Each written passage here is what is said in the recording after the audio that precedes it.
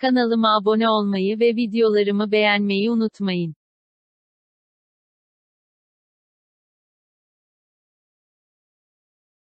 Sol yap, sol yap, sol yap, sol yap, sol yap. 26 derece. Şu anda bırakabilirsin. Yüksekten bıraktığın zaman yapışıyor. Ya bir dur da bir kamyon ciğerini söküyor lan, ciğerini. Yağları sattı, nasip oldu. Pazar tatili. Genel olarak ayda 2 gün, 3 gün pazar tatili, cumartesi pazarımız oluyor yani. Seviyesi.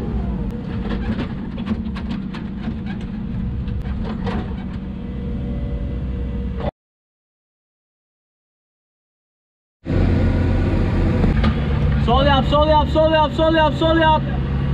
Gel. Tamam, tamam, tamam.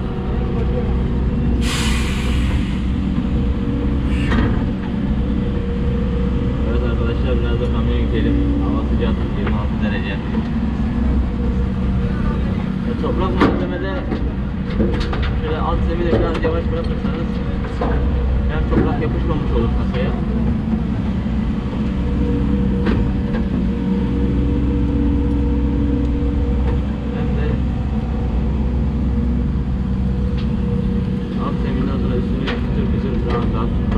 Yüksekten bıraktığın zaman yapışıyor.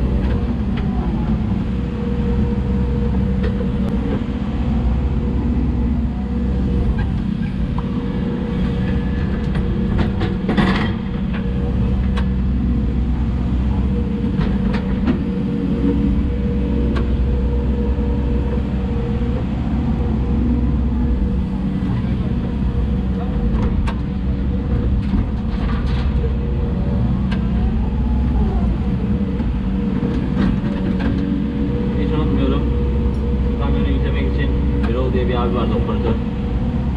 Bana tenekede patates pişiriyordum taş ocağında. Ya adama 5-6 tane patates pişiriyordum. Ya bir dur da bir kamyon yükleyeyim ya, yok. Dakikasına geliyordu adam ya. Kanalıma abone olmayı ve videolarımı beğenmeyi unutmayın. Olmuş. Yaşı var zaten. Benim zamanımda 40-42 vardı, 50-55 yaşındadır şu an.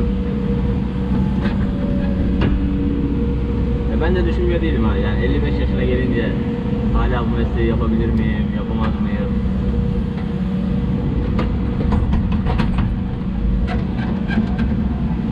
Rahmetli Yüksel amcam vardı, Yüksel. Onun 3 tane mini eskavatörü vardı. O adam 62 yaşındaydı ama hala 5 tonluk kubato kullanıyordu, hem de var ya, yani ciğerini söküyor lan, ciğerini. Çok hor kullanıyordu yani, ben kendisine de söyledim, çok hor kullanıyor diye. Yani öyle bir mal sahibi düşünün ki servis çağırıp makineyi, pompasını açtırıp hızlandıran bir adamdı yani. Ben daha öyle bir insan daha tanımadım. Yani makine hızlansın diye pompasının ayarını açtırıyordu, hidrolik pompasını. 4000 saate gelmişti. Artık şimdi makinenin saati yükseldikçe çalışması da yavaşlıyor ister istemez.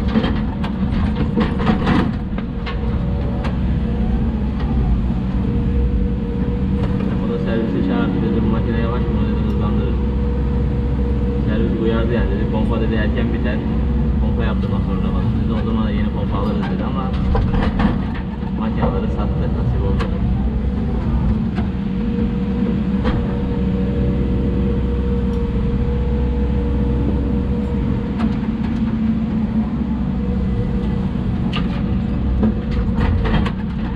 Bizde pazar tatili yoktu o zaman.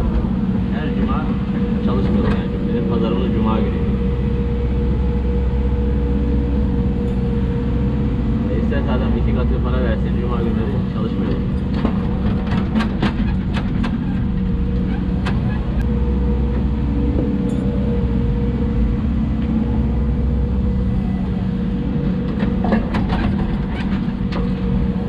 Pazar tatili. Benim meslekte tatil işi kadrolu veyahut da sözleşmeli devlet dairesi gibi yerlere girerseniz, karayolları, büyükşehir, belediye, bu tür yerlere girerseniz pazar tatiliniz oluyor. Onda da illa ki pazar günü iş olsa çalışıyorsunuz ama genel olarak ayda ayda 2 gün, 3 gün pazar saat, cumartesi pazarınız oluyor yani. Ama piyasada veya da özel şirkette çalışırsanız ayda 2 gün. O da tabii pazara denk gelmiyor genelde. Ne zaman işiniz olursa o zaman kullanıyorsunuz.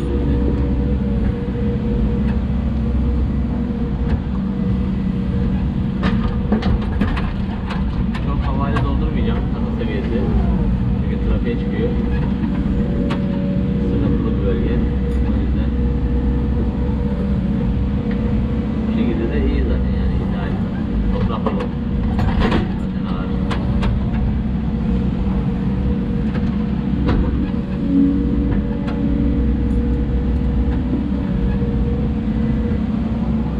Bomba bir çıkmaz buradan ya. Çıkacağı plakayı ya aldın aldın.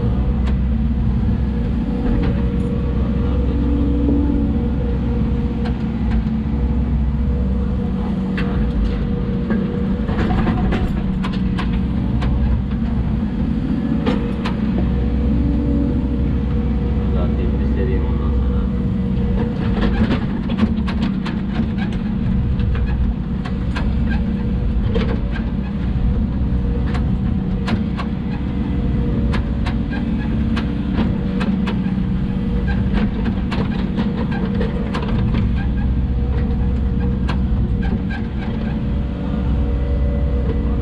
Okey.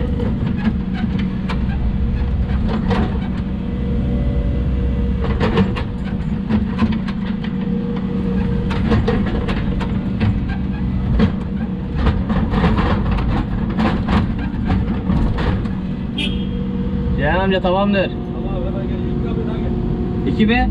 Bir tane daha geleyim. Tamam gelsin. Zaten çok bir şey yok ya burada. 6 araba buradan çıkar. Olsa oradan da Oradan da rampadan da çıkar 5-6 araba. 10-11 araba daha var.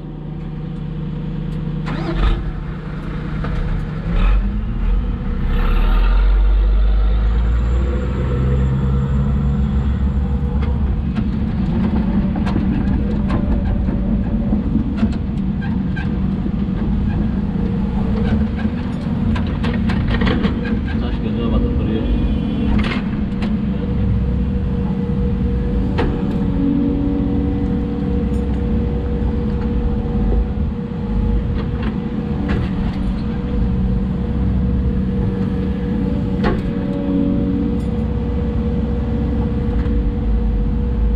Kanalıma abone olmayı ve videolarımı beğenmeyi unutmayın.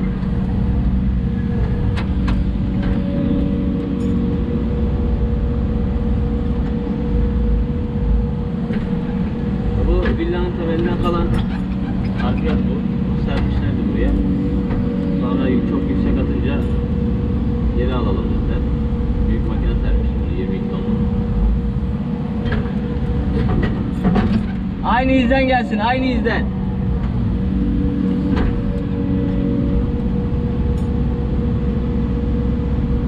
Geri alacağız. Buranın tespitini yapacağız.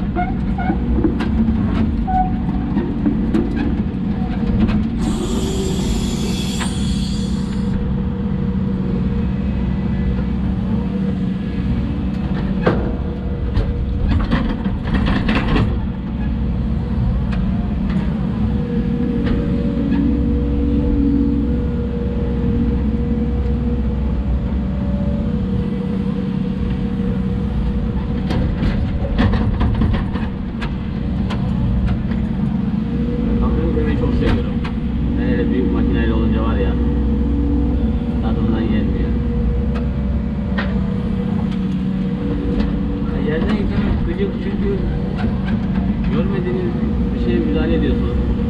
Kasaya vurma riski var, yamuk yükleme var, sağlı sollu.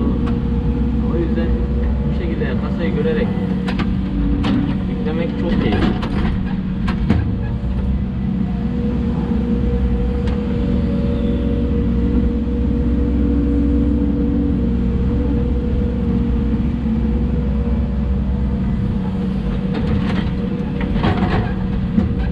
Seneye zaten bir gurbet düşünüyorum. Nasip olursa böyle yüksek maaşla asgari ücretin durumuna göre teklif var ama şu an birkaç yerde şu an gitmeyi düşünmüyorum.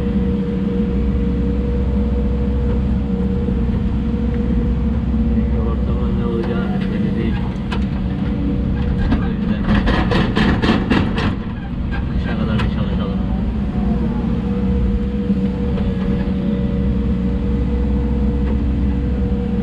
Ondan sonra zaten kendini gösterir.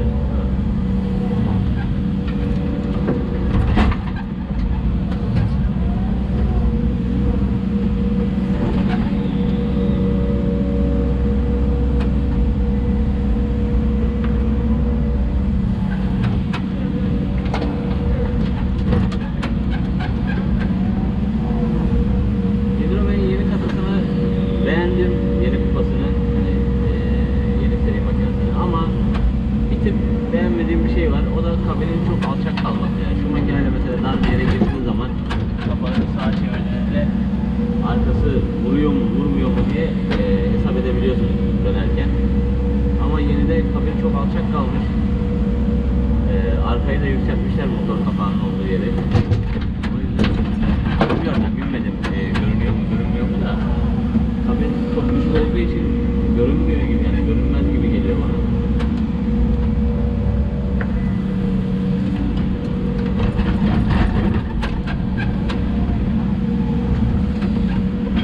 Kasa bu şekilde daha iyiydi yani, biliyorum yükseltip daha mı topladılar mesela 14 tonlu, yani yeni bir 14 tonlu modeli daha çıkmadı ya da 22 tonlu,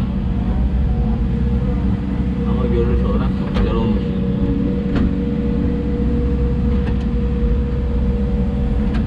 Zaten Cesibi'den Escort'e geçerken en büyük tedirginliğim dönerken arkasına vurur muyum?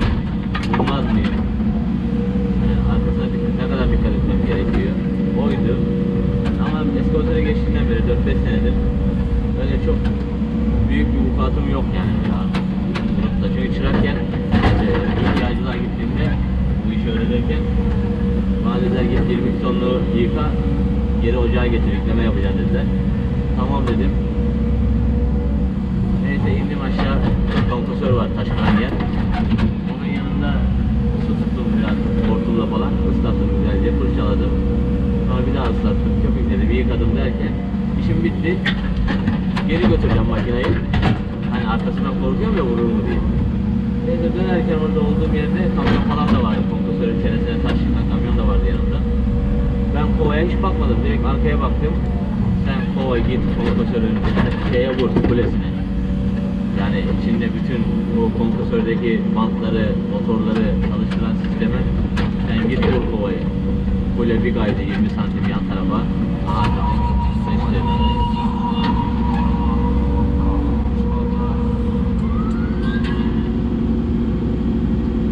Alo. Ne yapayım sultanım, çalışıyorum, sen ne yapıyorsun?